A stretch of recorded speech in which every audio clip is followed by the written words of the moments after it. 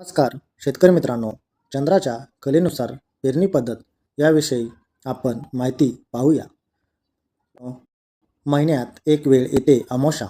त्या दिवशी चंद्र दिसत नाही. नंतर हळूहळू चंद्र दिसायला लागतो आणि दिवसेंदिवस तो मोठा दिसतो. पौर्णिमेला पूर्ण गोल आणि मोठा दिसतो. यानंतर पुन्हा तो लहान होत जातो आणि पुन्हा अमावस्या येते. हा जो काळ आहे अमावस्या ते पौर्णिमा त्याला म्हणतात शुक्ल पक्ष आणि पौर्णिमा ते अमावस्या याला म्हणतात कृष्ण पक्ष. शुक्ल पक्षात काय करावे?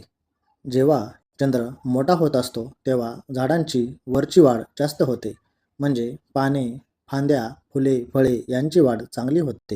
म्हणून या काळात वर वाढणारी पिके लावावीत.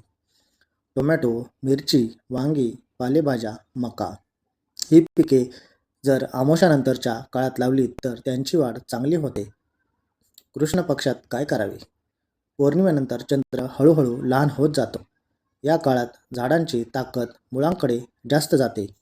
म्हणून या काळात मुळांची पिके लावावीत. जसं की बटाटा, कांदा, गाजर, मुळा, बीट या पिकांची मुळे मजबूत वाढतात. आता एक महत्त्वाची गोष्ट, कृष्ण पक्षात म्हणजे चंद्र लहान होत असताना तण काढलं तर ते पुन्हा लवकर उगवत नाही. तसंच या काळात कापणी केली तर पीक जास्त दिवस टिकतात, कारण झाडातला रस थोडा कमी असतो. प्रश्नात असा निर्माण होतो की विज्ञान काय सांगते? विज्ञान सांगतं की चंद्रामुळे समुद्रात भरतीओहोटी येते, म्हणजे पाण्यावर परिणाम होतो. आपल्या जमिनीतही पाणी असतं, झाडामध्ये रस असतो, म्हणून थोडाफार परिणाम होऊ शकतो. पण लक्षात ठेवा, उत्पादन वाढण्यामागे सगळ्यात मोठे कारण आहे जमिनीची सुपीकता, योग्य खत व्यवस्थापन, योग्य पाणी, हवामान आणि चांगलं वाण. फक्त चंद्र पाहून पेरणी केली आणि बाकी काहीच नीट केलं नाही तर उत्पादन वाढणार नाही. मग काय करावं? मी तुम्हाला एक सोपा उपाय सांगतो. तुमचं शेत 2 भागात विभाजन करा.